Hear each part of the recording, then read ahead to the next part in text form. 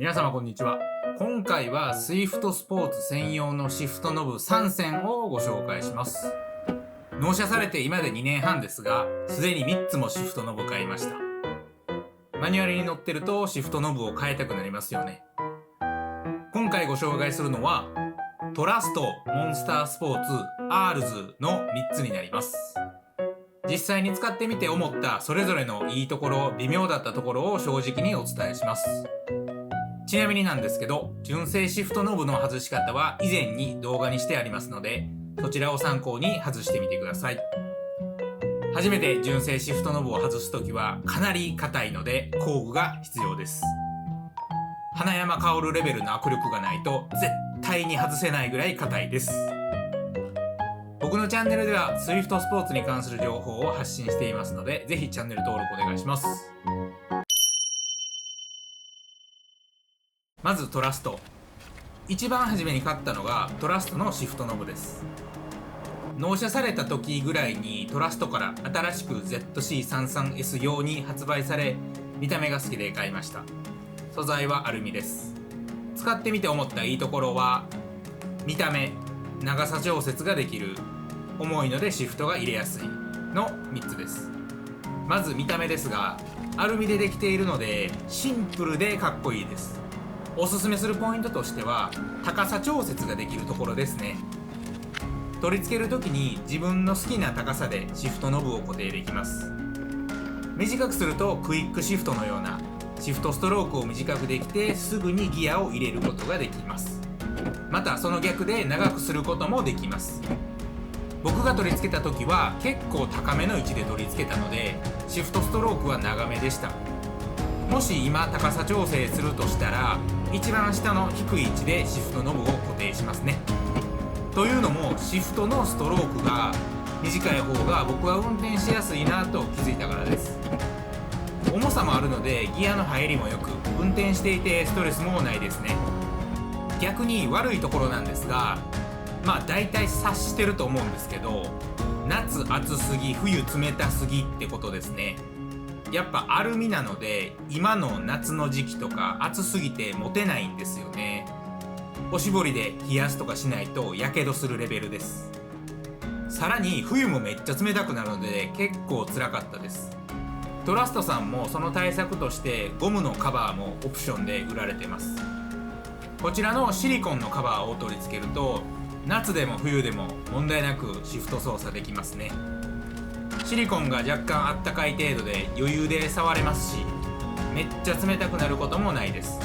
カバー取り付けのもう一つのメリットは、シフトノブがアルミなので正直たまに硬くて手が痛くなることがあったんですが、カバーをつけることで痛くなることもなくなりました。滑り止め効果もあるので、トラストのシフトノブを検討中の方はカバーも同時に買った方がいいと思います。最初に高さ調節が可能と言ったんですが、1年ぐらい使ってから高さ変更をしようとしたら中のネジが固まってしまって、どんだけ力入れても回らなくなったので、高さ調整するときは一番気に入ったポジションで固定するのがいいと思います。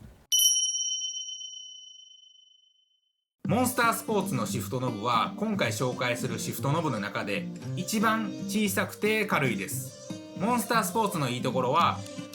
軽い、短い、手触り素晴らしいの3つですね。ずっとトラストを使っていたので、モンスターに変えた時はかなり変化がありました。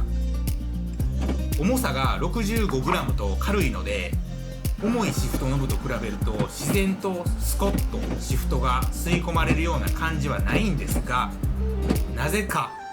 めちゃくちゃシフトが入りやすいんですよね。軽いので手の力で完全にシフトを入れ込む必要があるんですが、気持ちいいぐらいカチカチとシフトが入ります。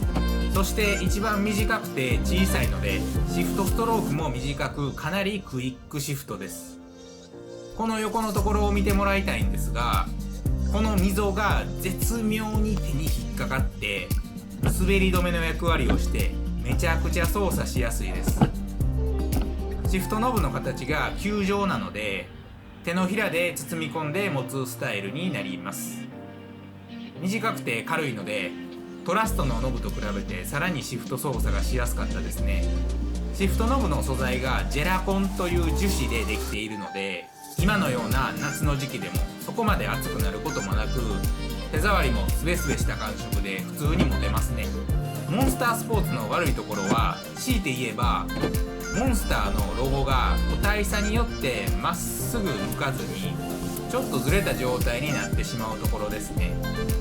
それぐらいしか微妙なところはないと思います。僕の個人的な感想にはなりますが、かなりモンスタースポーツはおすすめですね。ただし軽いので自然と吸い込まれる感じは起きませんので、自分の力で入れ込むシフトノブです。ちょっと前にスイフトスポーツ専用の雑誌が本屋で売ってたので買って読んでいたら、アールズからシフトノブが発売されていることを知って最近買いました。アールズは浜松にあるカスタムショップでスイフトスポーツのパーツを販売しているショップですね。納車された時の純正シフトノブのグニャグニャした操作感が嫌いで、アールズでシフトカラーを交換してもらったことがあります。シフトカラーを交換した結果、シフト操作のゴム感が消えてシフトがめちゃくちゃ入りやすくなりました。そのアールズさんからシフトノブが出たので買って取り付けたんですが、今回のシフトノブを簡単に説明すると、トラストとモンスターのいいところを足して2で割ったような感じ。素材はモンスターと同じジェラコンなので、アルミみたいにめっちゃ熱くなることもなく、手触りはスベスベですね。そしてモンスターの重さ 65g と比べてアールズのシフトノブは 170g なので絶妙な重さ。そのおかげでモンスターにはない自然とシフト操作の時にシフトが吸い込まれるようになります。そして形がですね、上側が球状で下にちょっと長いので、上から包むように持ったり横から握ることもできるハイブリッドな形になってます。実際に買う前に雑誌とホームページでどんなものか見た時は結構シフトノブ自体が大きい感じがしたので、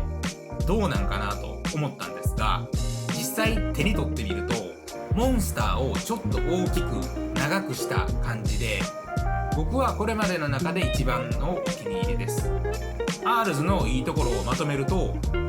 絶妙な重さ、意外と安い、握りやすいの3つですね。色は黒と白の2色から選べて、僕は白色にしました。モンスターと同じく握った感じがスベスベなので触っていて気持ちいいですね。サラサラな感じです。アールズの微妙なところはリバースのレバーを引くときにちょっと引っかかるような違和感があることです。この違和感を解消するのに M12 のワッシャーを挟み込むと解消されるとネットで調べたら出てきて、試しに入れてみたら違和感完全になくなり、若干の重さも加わってさらにシフト操作がしやすくなったので、このリバースの時の違和感やもう少し重くしたい方はワッシャーを入れるのを試してみるといいかもしれません。ちなみにワッシャーを3枚挟むと純正シフトノブと同じ重さの 189g ぐらいの重さになります。これまでの話をまとめると、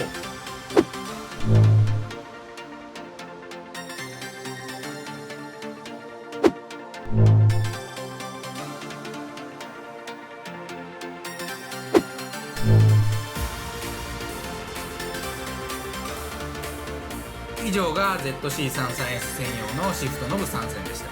正直どれもめっちゃ良くて選ぶの難しいと思うので、可能なら誰か知り合いで今回紹介したシフトノブをつけている人がいればぜひ触って実際にシフトを動かしてみてください。まあ最後は直感ですね。どれも間違いなく買ってよかったシフトノブなので後悔しないと思います。この動画が参考になったよと思っていただけましたら、チャンネル登録と高評価をよろしくお願いいたします。それではまた、ありがとうございました。